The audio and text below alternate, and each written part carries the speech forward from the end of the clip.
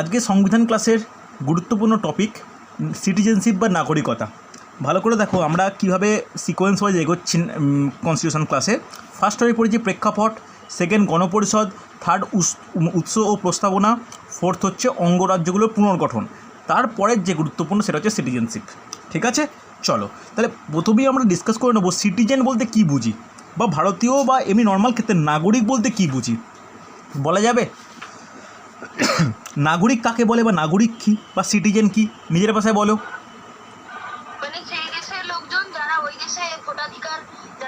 হ্যাঁ, ভোটাধিকার দেখো, ভোটাধিকার বলতে তার জন্য একটা অন্য ক্রাইটেরিয়া লাগে, 18 বছর বয়স লাগে, সেটা বাদ দিয়ে বলছি। নাগরিক বলতে কি ভালো করে শুনে রাখো। নাগরিক বলতে কোনো দেশের সেই সব ব্যক্তিদেরকেই বোঝায় যারা রাজনৈতিকভাবে সেই দেশের পূর্ণ সদস্যপদ লাভ করতে পারে বা শূন্য সদস্যপদ লাভ করবে এবং সম্পূর্ণভাবে রাজনৈতিক স্বাধীনতা ভোগ করবে। কথাটা বুঝতে পারলে? এটা কিন্তু খুব গুরুত্বপূর্ণ। এবার ভালো করে শোনো, এই নাগরিকত্বর যে অংশটা এটা ভারতীয় সংবিধানে কোন পার্টে রয়েছে নোট ডাউন করে দাও। ফার্স্ট যেটা গুরুত্বপূর্ণ যে সংবিধানের দ্বিতীয় পার্টে, নোট ডাউন করে, এটাই কিন্তু খুবই গুরুত্বপূর্ণ। সংবিধানের দ্বিতীয় পার্টে বা দ্বিতীয় অধ্যায় বা দ্বিতীয় অংশে, দ্বিতীয় পার্টে আন্ডারলাইন করো, দ্বিতীয় পার্টের অন্তর্গত 5 থেকে 11 নম্বর ধারা, 5 থেকে 11 নম্বর ধারা, 5 থেকে 11 নম্বর ধারার মধ্যে নাগরিকত্ব উল্লেখিত রয়েছে। ওকে, বা নাগরিকতা উল্লেখিত আছে।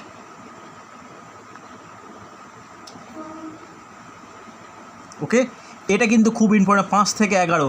তাহলে আগের দিন আমরা কতগুলো ধারা পড়েছি, অঙ্গরাজ্যের সময় 1 থেকে 4 কিন্তু পড়েছি। আজকে আমরা 5 থেকে 11 পড়ব। এবার তোমাদের কাজ হবে এই 1 থেকে 4 একটু বারবার পড়ে নেওয়া, 5 থেকে 11 বারবার পড়ে নেওয়া, এগুলো কিন্তু ভালো করে তোমাদের নোট ডাউন করে নেওয়া। এগুলো না করতে পারলে কিন্তু আর্টিকেলগুলো মুখস্থ হবে না। আর্টিকেল না মুখস্থ হলে তোমরা WBCর কোশ্চেন যেমন সলভ করছিলাম দেখতেই পাচ্ছিলে, আর্টিকেল কিন্তু খুব ইম্পর্টেন্ট হচ্ছে। চলো এবার যেটা গুরুত্বপূর্ণ বলতে পারবে, ভারতের যে নাগরিকত্ব এটা কি একক নাগরিকত্ব বা সিঙ্গেল সিটিজেনশিপ। এই যে সিঙ্গেল সিটিজেনশিপ বা একক নাগরিকত্ব ধারণা কোন দেশ থেকে নেওয়া হয়েছে? উৎস পড়ানো হয়ে গেছে, বলা উচিত কোন দেশ থেকে ভারতে একক নাগরিকত্বের ধারণা নেওয়া হয়েছে বলা যাবে? উৎসের মধ্যে কিন্তু ইম্পর্টেন্ট, নোট ডাউন করে দাও। একদমই তাই, ব্রিটিশ সংবিধান থেকে, নোট ডাউন করে নাও, ব্রিটিশ সংবিধান থেকে একক নাগরিকত্বের বা একক কথা না বলে এক নাগরিকত্ব কথাটা বলো, এক নাগরিকত্বের ধারণা নেওয়া হয়েছে। এটা কিন্তু খুব ইম্পর্টেন্ট। এবার আমার যেটা সমস্যা করে, প্রত্যেকটা পয়েন্টের না ইংলিশ টার্মগুলো মনে রাখা দরকার। এক নাগরিকত্ব, একক নাগরিকত্ব ইংলিশ টার্ম কি লিখে নাও? Single citizenship. কেন অনেক পরীক্ষা ইংলিশ ভার্সানে হয়, সেক্ষেত্রে আমাদের অনেকটাই হেল্প করবে। কোনো সমস্যা নেই। চলো এবার একক নাগরিকত্ব বললাম, এই একক নাগরিকত্বের সঙ্গে যেটা যায় জেনে রাখা দরকার যে দ্বৈত নাগরিকত্ব বলতে কি বুঝি আমরা, লেখার দরকার নেই, শুনে রাখো। দ্বৈত নাগরিকত্ব বা ডুয়েল সিটিজেনশিপ বলতে কি বুঝি ভালো করে শুনবে। যুক্তরাষ্ট্রীয় শাসন ব্যবস্থায় এই দ্বৈত নাগরিকত্বের একটা প্রয়োগ রয়েছে। দ্বৈত নাগরিকত্ব বলতে কি, অনেক দেশে বলতে গেলে মার্কিন যুক্তরাষ্ট্র, আমেরিকায় রয়েছে যে একটা দেশ অনেকগুলো রাজ্যে বিভক্ত। দ্বৈত নাগরিকত্ব মানে সেটাই বোঝায় যে দেশেরও নাগরিকত্ব থাকবে আবার রাজ্যেরও নাগরিকত্ব থাকবে। যদি আমরা ভারতের ক্ষেত্রে একটু কল্পনা করে দেখি, ভারতের এতগুলো স্টেট, ধরো আমরা পশ্চিমবঙ্গে আছি, পশ্চিমবঙ্গ ভারতের একটি রাজ্য বিশেষ, আমরা ভারতের নাগরিক, হ্যাঁ কিনা, সিটিজেন অফ ইন্ডিয়া, কিন্তু আমরা কখনো বলি যে পশ্চিমবঙ্গের নাগরিক? তা তো বলি না। কিন্তু এটা যদি এরকম কখনো হতো যে আমরা পশ্চিমবঙ্গের নাগরিকও একটা সিটিজেনশিপ কার্ড পেলাম বা সিটিজেন কিছু পেলাম, আবার ভারতের নাগরিকত্ব আলাদা পেলাম, তাহলে যে সমস্ত দেশে বা যে নাগরিকত্ব ব্যবস্থায় একজন নাগরিক শুধু কেন্দ্রের নাগরিক নয়, রাজ্যের নাগরিক হিসাবে বিবেচিত হবে, তাদের বলা হয় কি ডুয়েল সিটিজেনশিপ বা দ্বৈত নাগরিকত্ব। ওকে, হ্যাঁ কিনা? আমি একদম ক্লাসের লাস্টে এই দ্বৈত নাগরিকত্ব আইন 2003-এ, ভালো করে শুনবে, 2003-এ একটা আইন পাস হয়েছিল, সেই আইনটা একটু দ্বৈত নাগরিক সম্পর্কে সেটা পরবর্তী ক্ষেত্রে লিখিয়ে দেবো। তাহলে সিঙ্গেল সিটিজেনশিপ বা দ্বৈত নাগরিকত্ব ব্যাপারটা বোঝা গেছে, হ্যাঁ কি না? এবার চলো এবার যেটা গুরুত্বপূর্ণ, ভালো করে শুনে রাখো, যে কিভাবে নাগরিকত্ব আদায় করা সম্ভব, বা ভারতের নাগরিকত্ব হতে হলে বা নাগরিক হতে হলে কি করা প্রয়োজন, বা কি প্রয়োগ করা প্রয়োজন, বা কি হওয়া দরকার। তার আগে আমি যে নাগরিকত্ব এখন বলবো, নাগরিকত্বের আগে আমাদের এই যে 5 থেকে 11 এই ধারাগুলো একটু পরপর নোট ডাউন করে নেওয়া দরকার। 5 থেকে 11 এই 7খানা ধারা একটু ভালো করে নোট ডাউন করে নাও। চলো, ফার্স্ট প্রত্যেকে নোট ডাউন করবে আর্টিকেল নাম্বার 5 লেখো, একটু মনে রাখতে হবে কিন্তু আর্টিকেল নাম্বার 5। তোমরা একটা কাজ করতে পারো, কনস্টিটিউশনে যে আলাদা খাতা বানিয়েছো, খাতার একদম লাস্টের পার্টে, লাস্টের মানে অন্তত 10-12টা পেজ, বা 10টা হলো 7-8টা পেজ নিয়ে সেখানে ধারাসমূহ বলে হেডিং করবে। একদম যে ধারাগুলো আস্তে আস্তে আমি ডিটেলসে পড়াচ্ছি, তোমরা সেখানে 1 থেকে 4 আগের দিন লেখানো হয়ে গেছে, লিখে নিলে। আজ থেকে 5 থেকে 11 করাবো, লিখে নিলে। তাহলে পরপর ধারাগুলো তোমাদের একদম খাতায় নোট ডাউন করা থাকবে আলাদা করে, বুঝতে পারলে? কারণ আমি কিভাবে এগোবো, এখন পড়াচ্ছি তোমার 5 থেকে 11 নাগরিকত্ব, পরের সপ্তাহের ক্লাসে আমি মৌলিক অধিকার যখন পড়াবো তখন হবে 12 থেকে 35। তাহলে এইগুলো যখন আলোচনা করবো, এগুলো কিন্তু চ্যাপ্টার ভিত্তিক পড়াচ্ছি। তোমাদের কাছে যেন খাতার লাস্টে বা যে কোনো অন্য জায়গাতে 1 থেকে আপ টু যতগুলো ধারা পড়াবো যেন পরপর করা থাকে। ওকে, চলো আর্টিকেল নাম্বার 5-এ কী বলেছে লিখে নাও। ভারতীয় সংবিধান কার্যকরী হওয়ার সমকালীন নাগরিকতা সম্পর্কিত বিষয়। লিখে নাও, ভারতীয় সংবিধান কার্যকরী হওয়ার সময়, তাড়াতাড়ি লেখো একটু, অনেক বড় চ্যাপ্টার এটা। ভারতীয় সংবিধান কার্যকরী হওয়ার সময়, ভারতীয় সংবিধান কার্যকরী হওয়ার সময় নাগরিকতা সম্পর্কিত বিষয়। ওকে, নাগরিকতা সম্পর্কিত বিষয়, এটা হচ্ছে আর্টিকেল 5। নেক্সট নোট ডাউন করবে আর্টিকেল 6, খাতায় লিখে রাখো, মনে থাকবে, বারবার বলছি আর্টিকেল নাম্বার 6। তোমরা ফ্রেশ করে কিভাবে তোমরা ভালো করে লিখবে, এটা কিন্তু তোমাদের ব্যাপার, সমস্যা হবে না। আর্টিকেল 6-এ কী বলেছে, পাকিস্তান থেকে ভারতে আগত ব্যক্তিদের নাগরিকত্ব প্রদান। লিখে নাও, পাকিস্তান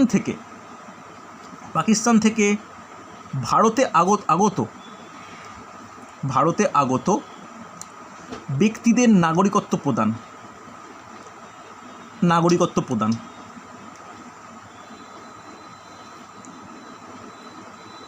ওকে, নোট ডাউন করেছো।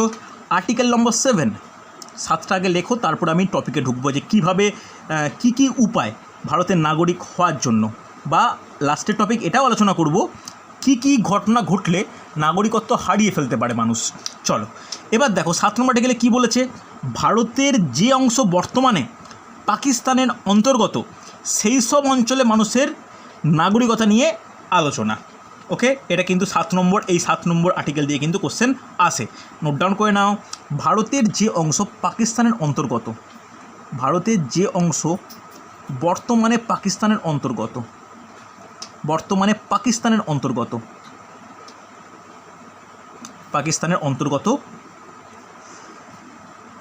সেই অঞ্চলের মানুষদের নাগরিকত্ব প্রদান সংক্রান্ত বিষয়, সেই অঞ্চলের মানুষদের নাগরিকত্ব প্রদান সম্পর্কিত বিষয়।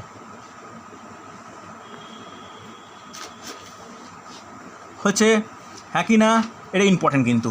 নেক্সট নোট ডাউন করবে article number 8। Next note down করো আর্টিকেল নাম্বার 8। আর্টিকেল নাম্বার 8-এ কী বলেছে দেখো, ভারতের বাইরে বসবাসকারী বা বসবাসরত ভারতীয় বংশোদ্ভূত ব্যক্তিদের বিশেষ নাগরিকত্ব প্রদানের ব্যবস্থা। আমরা এটা অনেকেই জানি যে ভারতের বাইরে বাস করছি, ভারতীয় বংশোদ্ভূত এরকম মানুষদের কীভাবে নাগরিকত্ব দেওয়া হবে, এটা আর্টিকেল 8-এ বলা হয়েছে। চলো নোট ডাউন করো,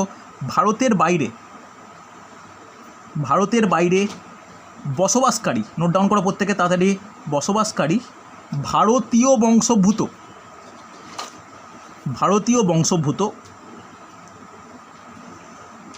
বংশোদ্ভূত ব্যক্তিদের বিশেষ নাগরিকত্ব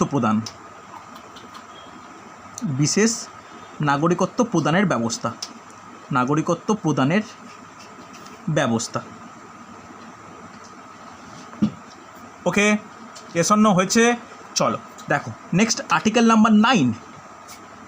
আর্টিকেল নাম্বার 9 একটা জিনিস বলে শোনো, যারা ক্লাস করছো চেষ্টা করবে এইগুলো পরের দিনই বা একদিনের মধ্যে এগুলো মুখস্থ করা, নাহলে কিন্তু এই শুনছো শোনার এফেক্টটা চলে যাবে। হচ্ছে 9 কি বলেছে দেখো, কোনো ভারতীয় ব্যক্তি যদি অন্য কোনো বৈদেশিক রাষ্ট্র বা অন্য কোনো বিদেশি রাষ্ট্রের কাছে নাগরিকত্ব গ্রহণ করে, তার ভারতীয় নাগরিকত্ব যে বিলোপ হবে, এই বিলোপ সংক্রান্ত বিষয়টা কি 9-এ রয়েছে। হ্যাঁ কি না লিখে রাখো। কোনো ভারতীয় বিদেশি রাষ্ট্রের নিকট নাগরিকত্ব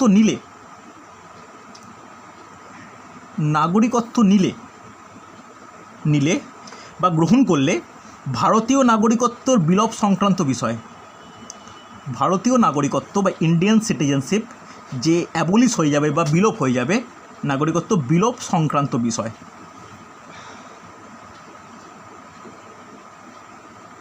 ওকে, খুব ইম্পর্টেন্ট কিন্তু। চলো আর্টিকেল নাম্বার, হ্যাঁ বলো বলো বলো।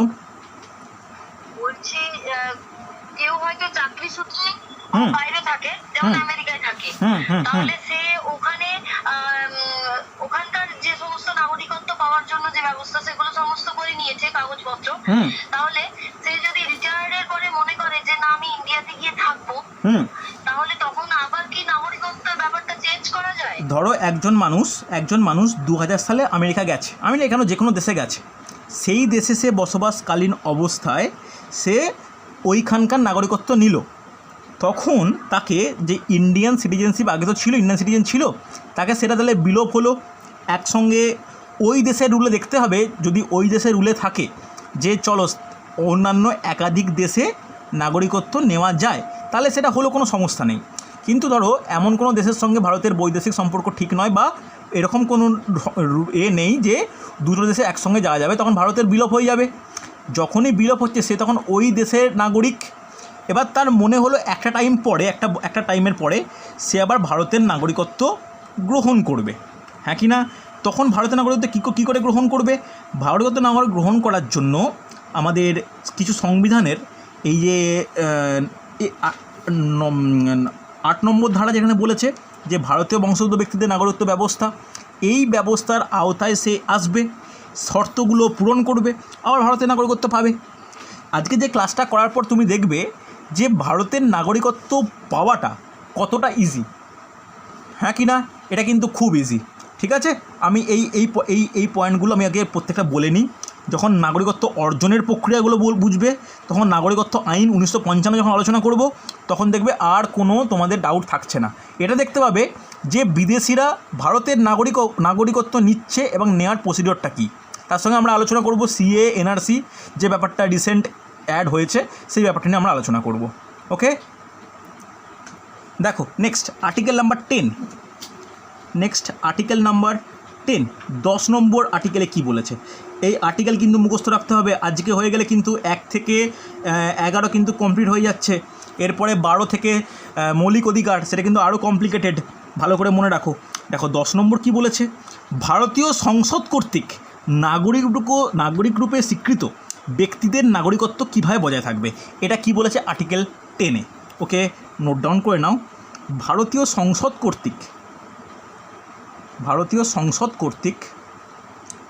কর্তৃক নাগরিক রূপে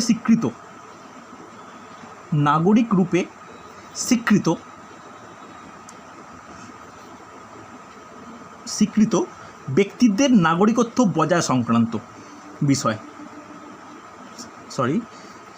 স্বীকৃত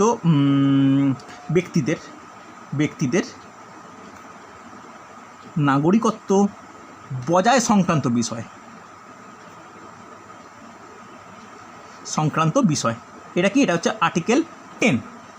ওকে, আমি প্রত্যেকটা এক্সপ্লেন করবো, কোনো চাপ না দরকার নেই, প্রত্যেকটা এক্সপ্লেন করবো। নেক্সট নোট ডাউন করবে আর্টিকেল 11, মোটামুটি আজকের last article number 11। Article number 11-এ কী বলেছে? নাগরিকত্ব প্রদান ও বিলোপ সংক্রান্ত আইন প্রণয়ন করবে ভারতীয় সংসদ, ইন্ডিয়ান পার্লামেন্ট। ওকে, এই পার্লামেন্ট যে আইন প্রণয়ন করবে এই সংক্রান্ত যে বিষয়, সেটা আর্টিকেল 11-এ রয়েছে। লিখে রাখো, নাগরিকত্ব প্রদান ও ও বিলোপ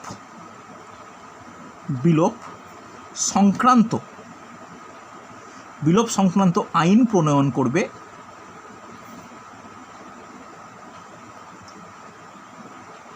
প্রণয়ন করবে ভারতীয় সংসদ। ওকে, হচ্ছে এই সংক্রান্ত বিষয় কিসে রয়েছে? আর্টিকেল নাম্বার 11-এ। কোনো সমস্যা নেই। দেখো, এই হলো আমাদের মোটামুটি যে আর্টিকেলগুলো পড়ার দরকার ছিল 5 থেকে একদম পরপর 11 পর্যন্ত আমি কিন্তু নোট ডাউন করলাম। আশা করি কোনো সমস্যা নেই, এগুলো তোমাদের মুখস্থ করে নেওয়া দরকার হয়েছে। চলো, এইগুলো মুখস্থ করার পরে আমাদের যেটা এগোনো উচিত যে কীভাবে নাগরিকত্ব অর্জন করা যায়, বা অর্জন করতে কী শর্ত লাগে হয়েছে। চলো, ফার্স্ট নোট ডাউন করে নাও, খুব গুরুত্বপূর্ণ। পরপর পয়েন্ট লিখে নাও যে সাংবিধানিক বিধি ব্যবস্থা। নেক্সট পয়েন্ট করবে, গুরুত্বপূর্ণ টপিক কিন্তু এটা চলছে, একটু লম্বা ক্লাস হবে, দেখে নাও, নোট ডাউন করে নাও যে নাগরিকত্ব সম্পর্কিত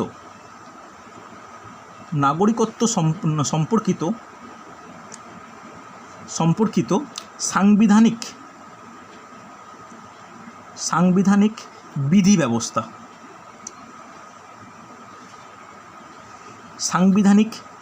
বিধি ব্যবস্থা। এটা কিন্তু খুব গুরুত্বপূর্ণ, সাংবিধানিক বিধি ব্যবস্থা। ওকে, এই সংক্রান্ত বিষয়গুলো বা এই নাগরিকত্ব সম্পর্কে কীভাবে নাগরিকত্ব অর্জন করা যায়। ওকে, ফার্স্ট 1 নম্বর পয়েন্ট করে লেখো, বা এমনি পয়েন্ট করে লেখো যে জন্ম বা বাসস্থান সূত্রে কীভাবে হবে। চলো লিখে নাও, জন্ম বা বাসস্থান সূত্রে।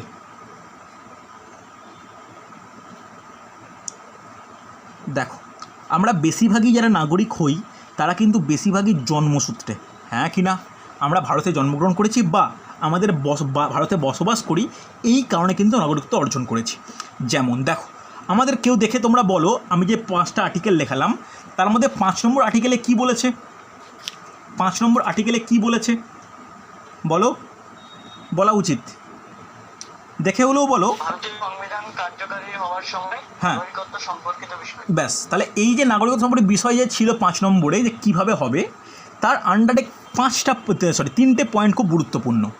এই যে আর্টিকেল 5 বলেছি না, এই আর্টিকেল 5-এরও আবার 3টে ভাগ আছে। কি? একটা হচ্ছে 5A, 5B, 5C। 5A কি? শর্টে লেখাবো, তোমরা কিন্তু ভালো করে লিখো। কি 5? এটা কি? যে ভারতে জন্মগ্রহণকারী বা ভারতে বসবাসকারী প্রতিটি ব্যক্তি ভারতের নাগরিক।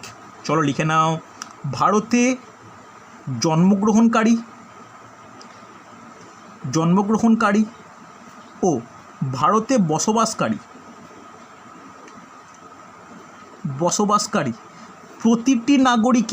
প্রতিটি ব্যক্তি বা প্রতিটি মানুষই ভারতের নাগরিক।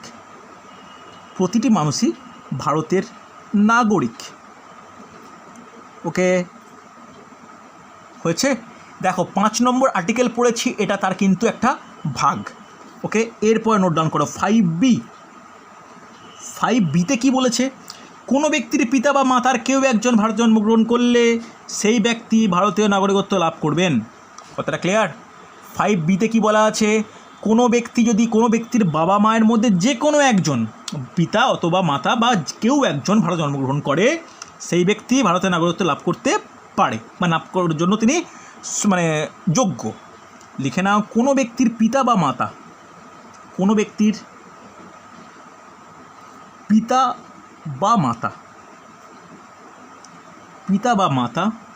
ভারতে জন্মগ্রহণ করলে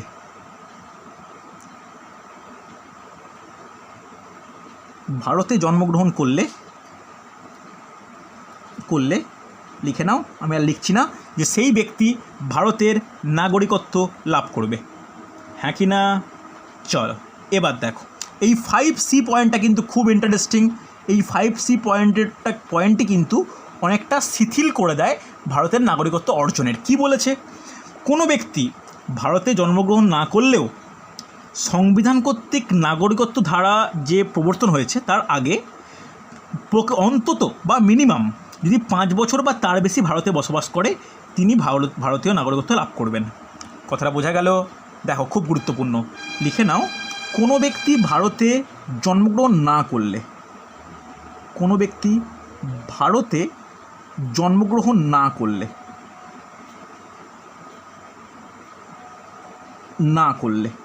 ওকে, যদি জন্মগ্রহণ না করে তাহলে যে সংবিধান কর্তৃক যে ধারাগুলো বা যে আইন প্রণয়ন হয়েছে সেই আইন প্রণয়নের পূর্বে, লিখে রাখো, সংবিধান কর্তৃক, এটা একটু তোমাদের বুঝতে অসুবিধা হতে পারে, এক্সপ্লেন করছি। সংবিধান কর্তৃক, প্রত্যেকে কিন্তু ভালো করে নোট ডাউন করো, সংবিধান কর্তৃক নাগরিকতা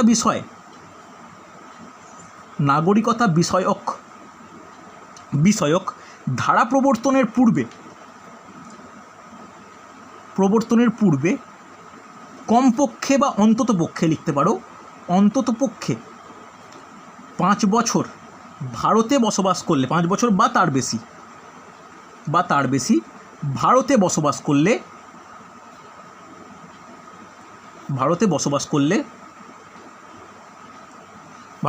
করলে কী হবে, ওই ব্যক্তি ভারতের নাগরিকত্ব অর্জনের জন্য সক্ষম। হ্যাঁ কি না, কথাটা বোঝা গেল? আমি কিন্তু লাস্ট লাইনটা কভার করলাম না, তোমরা একটু নোট ডাউন করে নাও। তাহলে 3টে পয়েন্ট বুঝতে কোনো সমস্যা আছে, যে জন্মসূত্রে কীভাবে নাগরিকত্ব অর্জন করা যায় বা বাসস্থান সূত্রে। হ্যাঁ কি না, ভালো করে বলো, বুঝতে না পারলে আমাকে জিজ্ঞাসা করো। হয়েছে না হয়নি? হ্যাঁ কি না, রেসপন্স করো প্রত্যেকে। এই 5 নম্বরের 3টে পয়েন্ট প্রত্যেকে বুঝতে পেরেছো? যারা খাতায় লিখলে নোট প্রত্যেকে দেখো, প্রথমটা একদমই সহজ, দ্বিতীয়টাও সহজ, তৃতীয়টা একটু সমস্যার ব্যাপার, যে নাগরিকত্ব বিষয়ক যে ধারা, যেটা 1955 সালে প্রথম নাগরিকত্ব আইন চালু হচ্ছে, তার আগে 5 বছর, অর্থাৎ 50 সাল থেকে যদি কেউ থাকে তাহলে সে প্রত্যেকে নাগরিক। হ্যাঁ কি না, ভালো করে শোনো। যখন সংবিধান রচনা হয় তখন এই ব্যাপারগুলো অতটা ইমপ্লিমেন্ট করা সম্ভব হতো না। কেন হতো না? সবে একটা বাউন্ডারি কাটা হয়েছে বা বাউন্ডারি ড্র করা হয়েছে, প্রচুর রিফিউজি সমস্যা, ওই দেশ বলতে বাংলাদেশ বা পাকিস্তান থেকে প্রচুর মানুষ ভারতে আসছে, ভারত থেকে অনেক মানুষ পাকিস্তান যাচ্ছে, সাম্প্রদায়িক দাঙ্গা চলছে, একটা সমস্যাজনক পরিস্থিতি। তো সেই সময় এই ব্যাপারগুলো আনা খুব সমস্যার। তাই একটা টাইমের মধ্যে যদি কেউ থাকে তাহলে সেটাকে বলতে পারি যে হ্যাঁ, তারা ভারতের নাগরিক হয়েছে। চলো, এরপরে খুব গুরুত্বপূর্ণ, নোট ডাউন করে নাও, যে পাকিস্তান থেকে আগত ব্যক্তির নাগরিকতা অর্জন। নোট ডাউন করবে। দেখো, ক্লাসটা লেন্থ একটু বড় হতে পারে, কিছু করার নেই, লিখে নাও। পাকিস্তান থেকে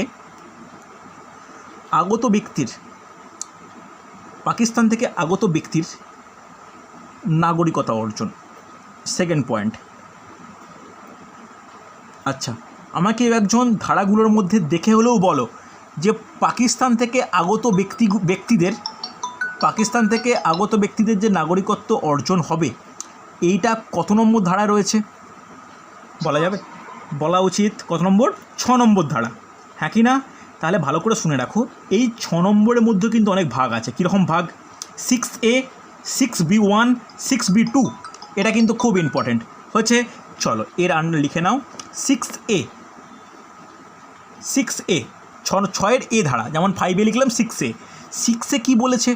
6এ বলেছে এখানে কিন্তু 1935 সালের গভর্নমেন্ট অফ ইন্ডিয়া অ্যাক্ট, আমরা প্রত্যেকে জানি গভর্নমেন্ট অফ ইন্ডিয়া অ্যাক্ট 1935 সালে যে আইন যে পাস হয়েছিল, সেই আইন অনুসারে কোনো ব্যক্তির পিতামহ বা মাতামহ বা পিতামহী বা মাতামহী, মানে মায়ের দিক থেকে বা বাবার দিক থেকে কেউ যদি অবিভক্ত ভারতে জন্মগ্রহণ করে তাহলে তারা কি করবে? ভারতের নাগরিক হবে। কথাটা বোঝা গেছে?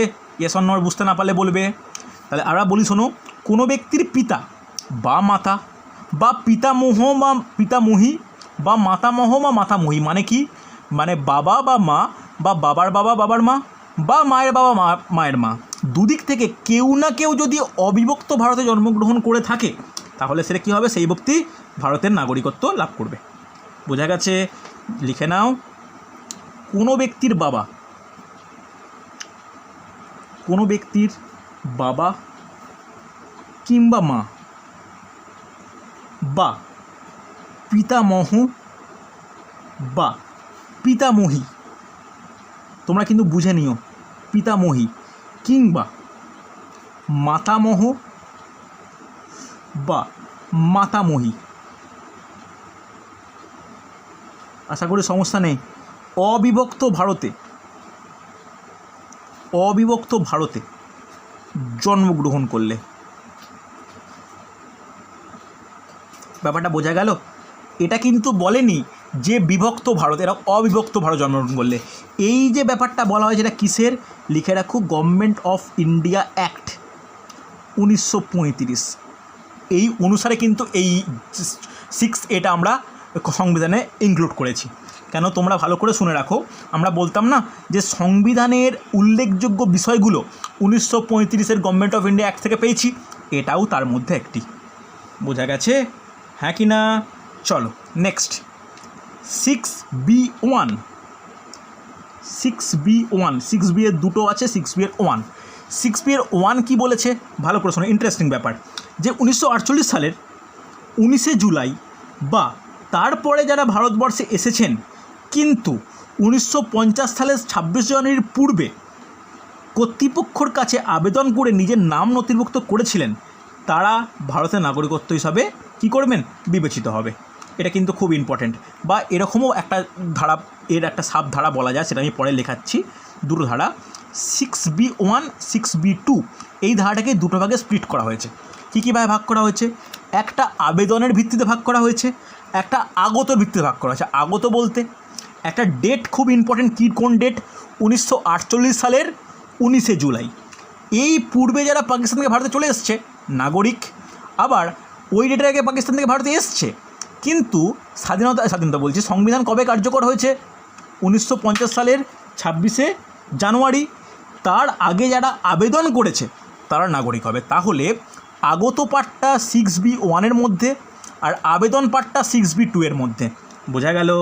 চলো লিখে নাও যে 1948 সালে, ডেটটা খুব ইম্পর্ট্যান্ট, 1948 সালের 19শে জুলাই। ওকে, 1948 সালের 19শে জুলাই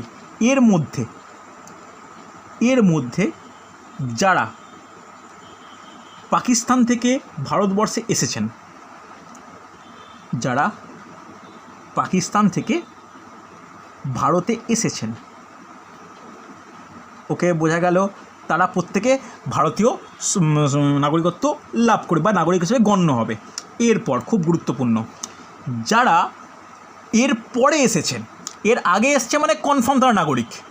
যারা 1948 সালের পরে এসছে কিন্তু 1950 সালের 26 জানুয়ারির পূর্বে আবেদন করেছে, নোট ডাউন করো, 1948 সালের 19শে জুলাইয়ের পরে এসেছেন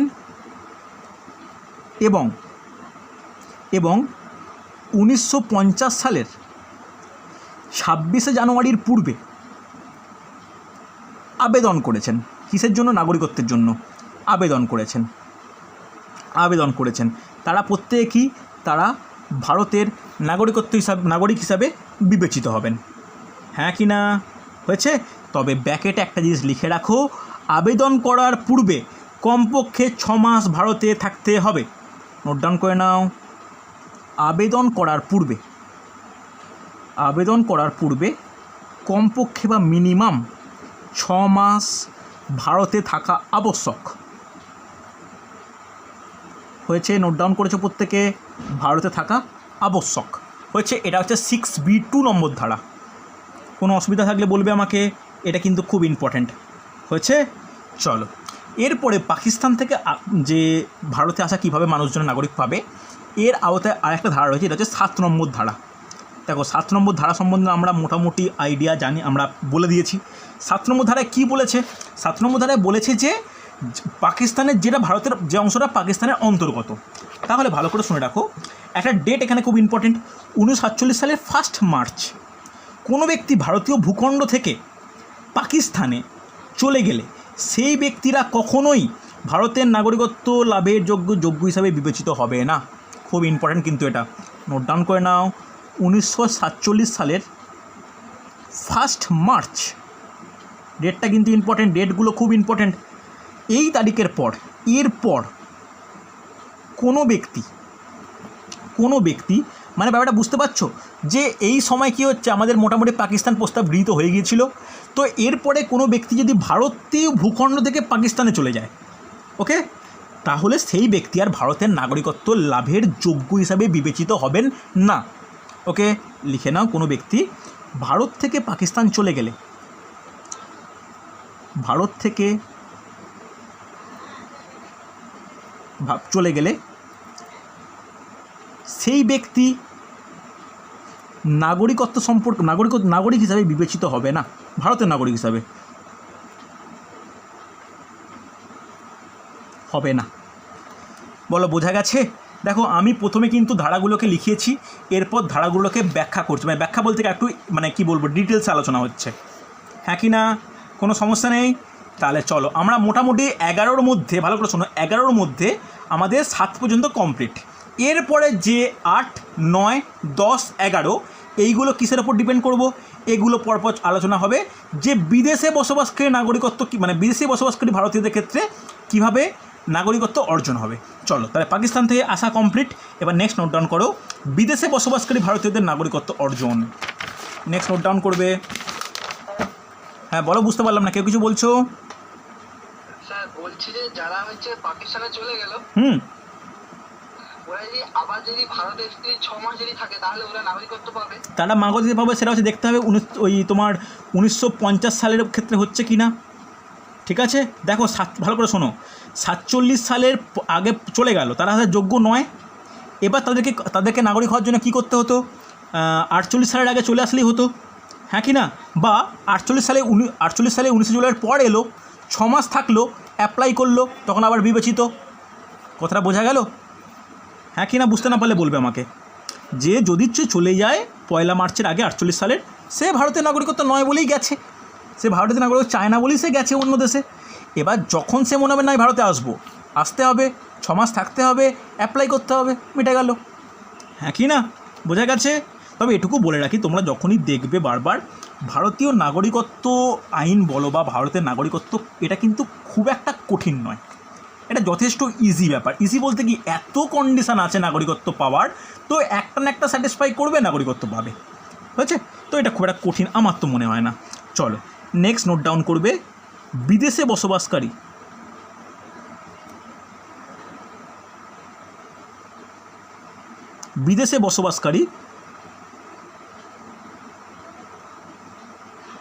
ভারতীয়দের নাগরিকত্ব অর্জন। বিদেশে বসবাসকারী ভারতীয়দের নাগরিকত্ব অর্জন। দেখো একটু ধৈর্য ধরে ক্লাসটা করো, ইম্পর্টেন্ট ক্লাস, ওকে? দেখো এখানে আমি যেটা বলবো প্রথমেই 8 নম্বর ধারা। 8 নম্বর ধারায় কী বলেছে? কি একজন ভালো করে বলো, কি বলেছে? যে ভারতের বাইরে বসবাসকারী বংশোদ্ভূত ব্যক্তিদের নাগরিকত্ব প্রদান। তাহলে কী উপায় প্রদান করা হবে? তাহলে ভালো করে শোনো, খুব গুরুত্বপূর্ণ একই ব্যাপার। এটা অনেকটা মিল পাবে, কখন এটা মিল পাবে? অনেকটাই তোমার 6A ধারার মতোই, যে যারা হচ্ছে পাকিস্তানের যেখানে অবিভক্ত ভারতবর্ষে পিতা মাতা মাতামহ পিতামহ পিতামহী মাতামহী যারা বাস করেছে তারাই নাগরিক হবে। এখানেও একই ব্যাপার, বিদেশে বসবাসকারী কোনো ভারতীয় ব্যক্তির পিতা মাতা পিতামহ মাতামহ পিতামহী মাতামহী কেউ একজন অবিভক্ত ভারতে যদি বসবাস করে, তখন কি হবে? সে ভারতীয় নাগরিকত্ব লাভের যোগ্য হবে। ওকে, জাস্ট লিখে নাও, বিদেশে বসবাসকারী ব্যক্তির, দেখো কতটা ইজি, বিদেশে বসবাসকারী ব্যক্তির পিতা অবলিক মাতা অবলিক পিতামহ অবলিক পিতামহী অবলিক মাতামহ অবলিক মাতামহী। দেখো এতগুলো অপশান, মানে মায়ের পক্ষ বাবার পক্ষ কোনো এক পক্ষ যদি ভারতে বসবাস করে,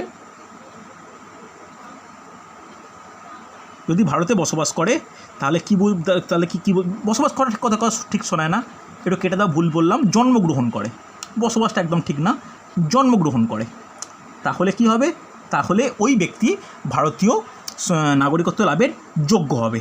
তবে হ্যাঁ কি না, একটা জিনিস খুব গুরুত্বপূর্ণ, যে তাদেরকে ওই দেশের ভারতীয় দূতাবাসে আবেদন করতে হবে। লিখে রাখো, ওই দেশে যে ভারতীয় দূতাবাস আছে, ভারতীয় দূতাবাসে আবেদন করতে হবে। ওকে, হ্যাঁ কি না? এটা কিনা খুব গুরুত্বপূর্ণ, আবেদন করতে হবে,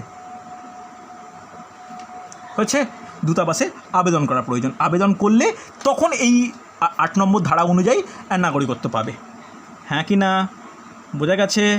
চলো নেক্সট 9 নম্বর আমি আর বলছি না, 9 নম্বর বলে তোমরা যা শেডিং করে লিখে নাও, এটাকে এক্সপ্লেন করা হয়েই গেছে আগে, আমি আর ওই জন্য আর এখন লিখে টাইম নষ্ট করছি না। যে সমস্ত ভারতীয় নাগরিক স্বেচ্ছায় বিদেশি রাষ্ট্রের নাগরিকত্ব গ্রহণ করবে তারা ভারতীয় সংবিধান অনুযায়ী ভারতের নাগরিক হিসেবে গণ্য হবে না। বোঝা গেল? তাহলে লিখে নাও, স্বেচ্ছায় অন্য দেশের নাগরিকত্ব গ্রহণ করলে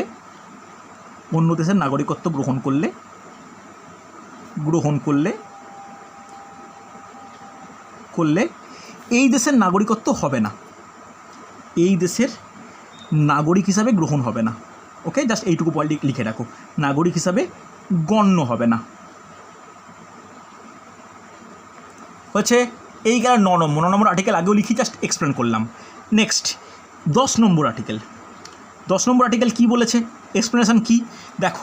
যারা ভারতের সংসদ কর্তৃক নাগরিক হিসাবে স্বীকৃত, ওকে, তাদের নাগরিকত্ব কোনো পরিস্থিতিতে অবস্থার পরিবর্তন হবে না, তাদের সকল পরিস্থিতিতে নাগরিকত্ব বজায় থাকবে। হয়েছে, লিখে নাও বিশেষ নাগরিকত্ব, এইটুকু লিখে রাখো, জাস্ট বিশেষ নাগরিকত্ব কার দ্বারা, লিখে রাখো বাই ভারতীয় সংসদ। ওকে, অর্থাৎ ভারতীয় সংসদ যাদেরকে নাগরিকত্ব প্রদান করবে তাদের কোনো অবস্থাতে নাগরিকত্ব ক্ষুণ্ণ হবে না। হচ্ছে, চলো নেক্সট। আর 11 নম্বর ধারা আমি লেখালাম না, কেন এই 11 নম্বর ধারাটা যে নাগরিকত্ব প্রদান বা বিলোপ করবে এটা কার দায়িত্ব, এটা সম্পূর্ণ হচ্ছে সংসদের দায়িত্ব। এটা আর নাগরিকত্বই বিদেশিদের সঙ্গে কোনো ডিপেন্ড করছে না, তাই এটা আমি আলাদা করে লেখালাম না। হয়েছে, হ্যাঁ কি না মনে থাকবে? চলো নেক্সট হেডিং করো প্রত্যেক, খুব গুরুত্বপূর্ণ, যে ভারতীয় নাগরিকতা আইন। নেক্সট পয়েন্ট খুব ইম্পর্ট্যান্ট, লিখে রাখো ভারতীয় নাগরিকতা আইন। ভারতীয় নাগরিকতা আইন, ওকে, এটা কত? সিটিজেনশিপ অ্যাক্ট, লিখে রাখো 1955, সিটিজেনশিপ অ্যাক্ট 1955, সিটিজেনশিপ অ্যাক্ট 1955। ওকে, বোঝা গেছে? তাহলে এখানে ভালো করে শুনে রাখো যে কোনো ব্যক্তি নাগরিকত্ব কীভাবে দেওয়া হবে, তাকে কীভাবে নাগরিকত্ব বিলোপ হবে, এই আইনটি প্রথম ভারতীয় নাগরিকত্ব আইন নামে পরিচিত 1955 সালে। হ্যাঁ কি না? এবার ভালো করে লিখে রাখো এই আইন সংশোধন কবে কবে হয়, লিখে নেওয়া প্রয়োজন। এই আইন কবে কবে সংশোধন হয়? সংশোধন হয় 1986 সালে, 1992 সালে, 2003 সালে, 2005 সালে, 2015 সালে, 2019 সালে। ওকে, এই এতবার কিন্তু হয়। যার লাস্ট কি এনআরসি সিএএ, আমি কিন্তু ওটাকে তোমাদের আলাদা একটা নোট দিয়ে দেবো, এনআরসি কি সিএএ কি অনেকেই জানো, লিখে নেবে। কেন গত বছর WBCS পরীক্ষায় এনআরসি দিয়ে কিন্তু কোশ্চেন এসেছিলো, মানে কতটা আপডেট ভাবো, 55, 86, 92, 2, 5, 15 ছেড়ে একদম এনআরসি দিয়ে কোশ্চেন এসেছিলো। ওকে, চলো তাহলে এই নাগরিকতা আইন অনুযায়ী কীভাবে অ্যাকুইজিশন অফ সিটিজেনশিপ বা নাগরিকত্ব অর্জনের প্রক্রিয়াগুলো কী, এটা কিন্তু খুব ইম্পর্টেন্ট। নেক্সট নোট ডাউন করো, লাস্ট টপিক আজকের, নাগরিকত্ব অর্জনের প্রক্রিয়া। দেখো একটু তাড়াতাড়ি লিখে নাও, তাহলে কী হবে বলো তো, একটা পার্ট এক দিনে শেষ হয়ে যাবে। আগের দিন যেমন অঙ্গরাজ্য শেষ করতে পেরেছি, আজকে তাহলে সিটিজেনশিপ শেষ করা যাবে। ওকে, ইংলিশ টার্ম লিখে রাখো, ইংলিশ টার্ম কিন্তু ইম্পর্টেন্ট, লিখে রাখো অ্যাকুইজিশন অফ ইন্ডিয়ান সিটিজেনশিপ বা সিটিজেনশিপ। ওকে, চলো কী প্রক্রিয়া রয়েছে, মেনলি 6 রকম প্রক্রিয়া। দেখো 6 রকম প্রক্রিয়া পর 1, 2, 3 পর করে লিখবো, একটু ব্যাখ্যা করো, ব্যাখ্যাটা শুনে নেবে। ফার্স্ট, জন্মসূত্রে ইংলিশে লিখে দাও বাই বার্থ। ওকে, জন্মসূত্রে আমি আর বেশি এক্সপ্লেন করব না, আমি বলে দিচ্ছি, তোমরা একটু শুনে নাও, পারলে পরবর্তী ক্ষেত্রে রেকর্ডিং শুনে লিখে নেবে। জন্মসূত্রে বলতে কি, দেখো এর কি শর্ত আছে, এর শর্ত কি? প্রথম শর্ত হচ্ছে, এর আন্ডারে কিন্তু শর্তগুলো 1, 2, 3, 4 করে লিখতে পারো, জাস্ট এইভাবে আমি বলে 3টে শর্ত বলে, 3টে শর্ত কিন্তু খুব ইম্পর্ট্যান্ট। ফার্স্ট শর্ত কী বলেছে, 1950 সালের 26 জানুয়ারি, ডেটটা মনে রাখো, 1950 সালের 26শে জানুয়ারি, ডেটটা আমরা প্রত্যেকেই জানি যে এই দিন হচ্ছে সংবিধান কার্যকরী হয়। তাহলে এই দিন বা তারপরে যেসব ব্যক্তি ভারতে জন্মগ্রহণ করেছে প্রত্যেকে ভারতের নাগরিক। লিখে রাখো, এর পরে জন্মগ্রহণকারী প্রতিটি ব্যক্তি, জন্মগ্রহণকারী প্রতিটি ব্যক্তি, জাস্ট এইটুকু লিখে রাখো, আশা করি তোমরা বুঝতে পেরে যাবে। ওকে, আচ্ছা একটা জিনিস মিস করে গেলাম, ভারতে জন্মগ্রহণকারী। ওকে, তাহলে 1950 সালের 26 জানুয়ারির পরে ভারত জন্মগ্রহণকারী প্রতিটি ব্যক্তি ভারতের নাগরিক। হ্যাঁ কি না হয়েছে? হ্যাঁ কি না? সেকেন্ড যেটা বলা হয়েছে খুব গুরুত্বপূর্ণ, কোনো ব্যক্তির জন্মের সময় পিতাকে ভারতের নাগরিক হতে হবে। ব্যক্তির জন্মের সময় পিতাকে ভারতের নাগরিক হতে হবে, ভারতীয় নাগরিক হতে হবে। লিখেছ? এই গেল সেকেন্ড, এটা হচ্ছে সেকেন্ড পয়েন্ট। থার্ড পয়েন্ট কি? থার্ড পয়েন্ট খুব গুরুত্বপূর্ণ। দেখো, এক্ষেত্রে জন্মগ্রহণকারী ব্যক্তির পিতা যদি কোনো কূটনীতিবিদ হয় অন্য দেশের বা শত্রুভাবাপন্ন বিদেশি হলে এই নিয়মটি কিন্তু প্রযোজ্য হবে না। হয়েছে?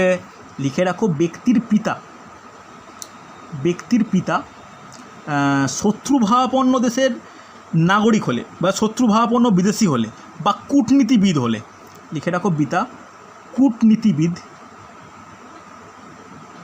কূটনীতিবিদ বা অন্য দেশের বা শত্রুভাবাপন্ন বিদেশি হলে, শত্রুভাবাপন্ন বিদেশি হলে জন্মসূত্রের নিয়মটি প্রযোজ্য নয়। জন্মসূত্রের নিয়মটি প্রযোজ্য নয়। কথাটা বোঝা গেল? ভালো করে বলে শোনো, এটা খুব গুরুত্বপূর্ণ, এটাকে স্টার দিয়ে রাখো।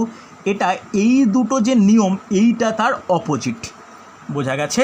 তাহলে এই দুটো নিয়ম তখনই কার্যকর হবে যদি তার পিতা কোনো কূটনীতিবিদ বা ডিপ্লোম্যাট বা কোনো শত্রুভাবাপন্ন বিদেশি না হয়, তখন কিন্তু এটা হবে। হচ্ছে? হ্যাঁ কি না? বোঝা না গেলে বলবে আমাকে। গেছে বোঝা? জন্মসূত্র নিয়ে কোনো ডাউট নেই। চলো নেক্সট নোট ডাউন করবে উত্তরাধিকার সূত্রে। 2 নম্বর পয়েন্ট নোট ডাউন করো, উত্তরাধিকার সূত্রে। উত্তরাধিকার সূত্রে উত্তরাধিকার সূত্রে যাকে ইংলিশে বলি বাই ডিসেন্ট।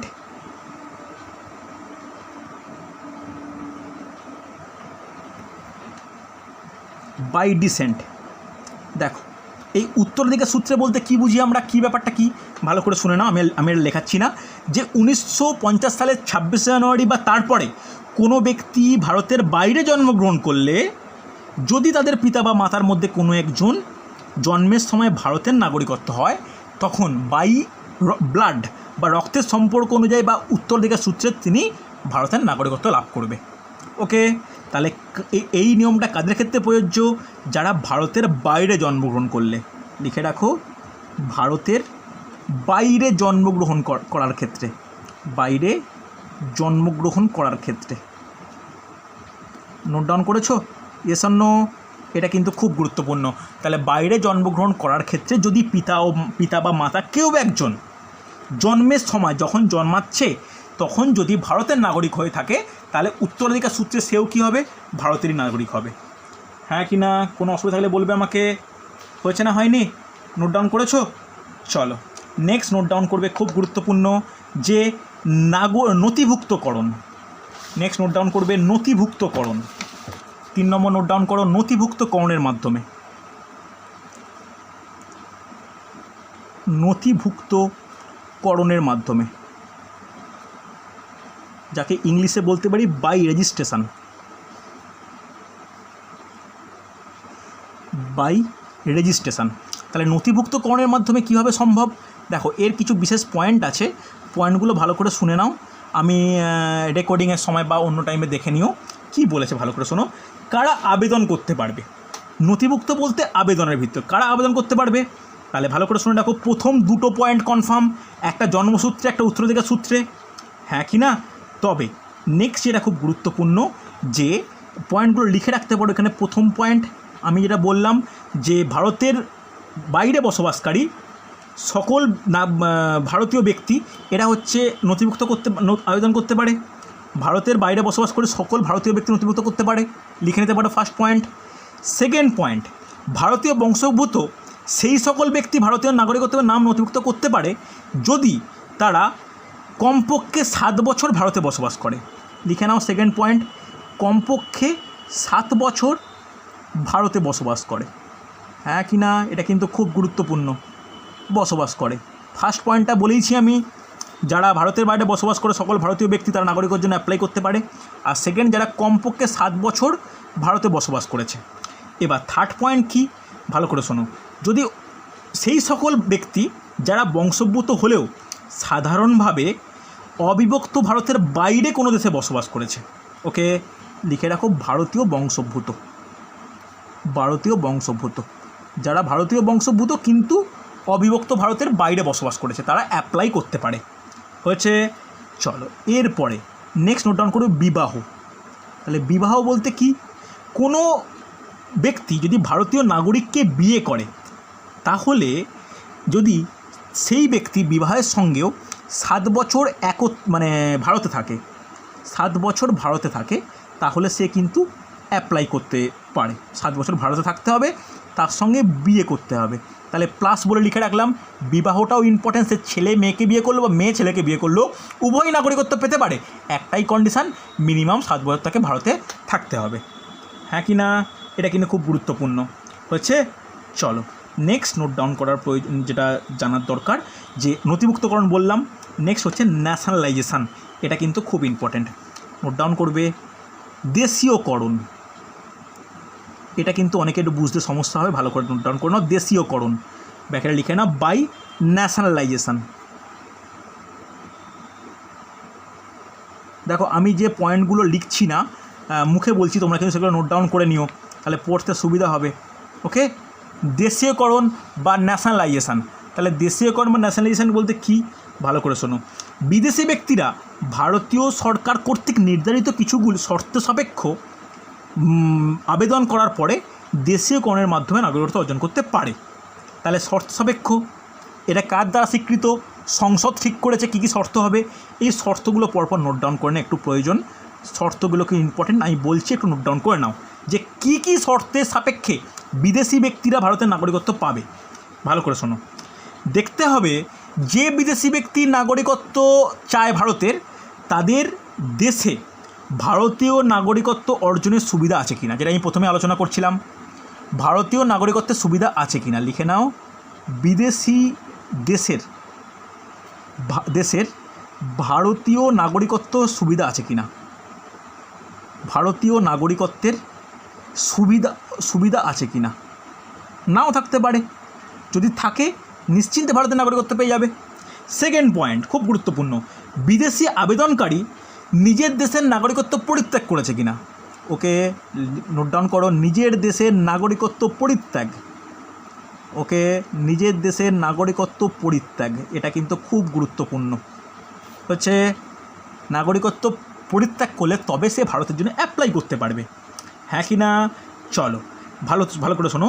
কোনো ব্যক্তি আবেদন করার পূর্বে মিনিমাম 12 মাস ভারতবর্ষে একটানা আছে কিনা, ভারতবর্ষে একটানা আছে বা একটানা থাকা, যদি এটা হয়ে থাকে তবে সে কিন্তু অ্যাপ্লাই করতে পারে।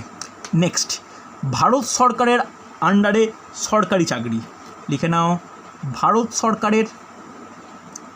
ভারত সরকারের অধীনে চাকুরিরত, তাহলে কিন্তু অ্যাপ্লাই করা সম্ভব।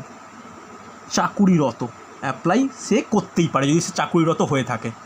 নেক্সট, খুব গুরুত্বপূর্ণ, লিখে রাখো, আবেদনকারীর সৎ চরিত্রের অধিকারী। এটা জাস্ট একটা বলা, এর চরিত্র ব্যাপারটা কি এটা প্রপার জাজ করা নেই। আর লেখার দরকার, যে জেনে রাখা দরকার যে লাস্ট পয়েন্ট, যে ভারতীয় স্বীকৃত যে ভাষাগুলো রয়েছে ভাষাগুলোর মধ্যে যে কোনো একটি জানতে হবে। লিখে নাও, সরকারি স্বীকৃত ভাষাগুলির যে কোনো একটি সম্পর্কে জ্ঞান। সরকারি স্বীকৃত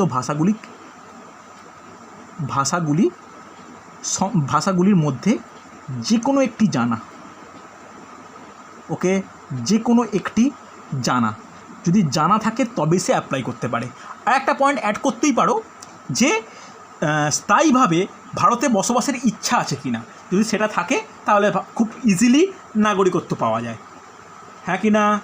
এটা কিন্তু খুব গুরুত্বপূর্ণ। হয়েছে না হয়নি? ভালো করে বলো, বোঝা গেছে? এটা হচ্ছে দেশীয়করণ।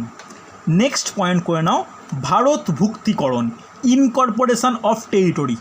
এটা সেই মতো হয় না, তাও লিখে রাখো ভারতভুক্তিকরণ, লিখে নাও ভারতভুক্তিকরণ। ভারতভুক্তিকরণ যাকে বলা হয় যে ইনকর্পোরেশন, ইংলিশ টার্মগুলো শুনে রাখো, ইনকর্পোরেশন অফ টেরিটরি। এই কথাটা শুনে কেউ বুঝতে পারছো যে কি বলতে চাইছি? কে এক্সপ্লেন করতে পারবে এই ভারতভুক্তিকরণ বলতে কি বলতে চাইছি? বলা যাবে? ভালো করে শুনে নাও, ভারতভুক্তিকরণ বলতে কি? হ্যাঁ, মানে ধরো নতুন কোনো ভূখণ্ড, সেই ভূখণ্ডে কিছু মানুষজন আছে, তাদেরকে ভারতের অন্তর্ভুক্ত করা হচ্ছে, তাহলে সেই সমস্ত অধিবাসীকে ভারতের নাগরিকত্ব দেওয়া হবে। আমি আর লিখছি না, তোমরা লিখে নাও যে 4 নম্বর পয়েন্ট কি, যদি কোনো নতুন ভূখণ্ড ভারতীয় ভূখণ্ডের অন্তর্ভুক্ত করা হয় তাহলে ভারত সরকার সেই অঞ্চলের বা সেই ভূখণ্ডের সমস্ত অধিবাসীকে ভারতের নাগরিকত্ব দেবে। হ্যাঁ কি না? হয়েছে না হয়নি? চলো নেক্সট, যেটা খুব গুরুত্বপূর্ণ, এই পয়েন্টটা ইম্পর্টেন্ট, লিখে রাখো যে কমনওয়েলথ বা ওভারসিজ সিটিজেনশিপ।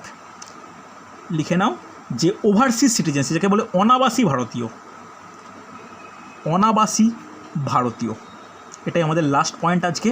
অনাবাসী ভারতীয় যাকে লিখে রাখো ওভারসিজ সিটিজেনশিপ। শুনে রাখো, লিখতে হবে না সেই অর্থে। কি বলতে চাইছে অনাবাসী ভারতীয় বলতে? দেখো, অনাবাসী ভারতীয় বা ওভারসিজ বলতে কি, বিদেশে বসবাসকারী সেই সব ভারতীয় বোঝায় যারা 1950 সালের 26 জানুয়ারি তারিখে ভারতের নাগরিকত্ব হওয়ার যোগ্য ছিলেন, অথবা সেই সময় বা তারপরে ভারতের নাগরিকত্ব ছিলেন, অথবা 1948 সালের 15ই আগস্টের পর যেসব অঞ্চল ভারতে অন্তর্ভুক্ত হয়েছে তাদের বাসিন্দা ছিলেন। এরা প্রত্যেকে কি? এরা প্রত্যেকে ওভারসিজ সিটিজেন অফ ইন্ডিয়া বা অনাবাসী ভারতীয়। ওকে, হ্যাঁ কি না? এবার মনে রাখতে হবে, পাকিস্তান বা বাংলাদেশের নাগরিক এমন ব্যক্তি ভারতের অনাবাসী ভারতীয় হওয়ার যোগ্য হবেন না। ভালো করে শুনে রাখো, এটা কিন্তু কখনোই না যারা পাকিস্তান বা বাংলাদেশের নাগরিক হয়ে আছে তারা যে অনাবাসী, এটা কিন্তু কখনোই হবে না। আবার 2005 সালে একটা নাগরিকত্ব আইন যেখানে সংশোধন করা হয়েছে, সেখানে বলাই হয়েছে পাকিস্তান ও বাংলাদেশ বাদ দিয়ে যে কোনো দেশের নাগরিকদের মধ্যে ভারতীয় বংশোদ্ভূত থাকলে তারা অনাবাসী ভারতীয় হিসাবে কী হবে? বিবেচিত হবে। কথাটা বোঝা গেল? তাহলে এর কিন্তু 3টে কন্ডিশান আছে। 3টে কন্ডিশান কাকে বলে ভালো করে নোট ডাউন করে নাও। কি কি? একটা হচ্ছে 1950 সালে, ডেটটা লিখে নাও, 1950-এর 26শে জানুয়ারি, আর একটা 1947-এর 15ই আগস্ট, আর একটা সাধারণ ক্ষেত্রে। কি হবে? 1950 সালে 26 জানুয়ারি ভারতীয় নাগরিক হওয়ার যোগ্য ছিলেন, লিখে নাও, নাগরিক হওয়ার যোগ্য ছিলেন, নাগরিক হওয়ার যোগ্য ছিলেন। আর 47 সালে 15ই আগস্টের পর যে অঞ্চল ভারতে যুক্ত হয় তাদের অধিবাসী ছিলেন। ওকে, তাদের অধিবাসী ছিলেন। আর লাস্ট নোট ডাউন করবে যে তারপরে কোনো না কোনো সময়, যে কোনো সময় ভারতের নাগরিক ছিলেন, ভারতের নাগরিক ছিলেন, মানে যেটা আগে নাগরিক ছিলেন এখন অন্য দেশের নাগরিক বা অন্য দেশে বসবাসরত, তারাই অনাবাসী ভারতীয়। ওকে, এই অনাবাসী ভারতীয় ভালো করে শুনে রাখো, এই অনাবাসী ভারতীয় বা ওভারসিজ সিটিজেন, এটা ভালো করে শুনে রাখো, এটা কিন্তু যেহেতু দ্বৈত নাগরিকত্ব নেই তাই নাগরিকত্ব এদেরকে বলা যায় না, কারণ ভারতের তো এরকম কোনো নিয়ম নেই যে দ্বৈত নাগরিকত্ব। তাহলে কি ব্যাপারটা? তবে ওসিআই বলতে ওভারসিজ সিটিজেন্স কার্ড, OCI, এই OCI কার্ড থাকলে ওভারসিজ সিটিজেন অফ ইন্ডিয়া, লিখে রাখো OCI, ওভারসিজ লিখে রাখো, নাহলে পরবর্তী গেলে ভুলে যাবে, ওভারসিজ সিটিজেনশিপ অফ ইন্ডিয়া।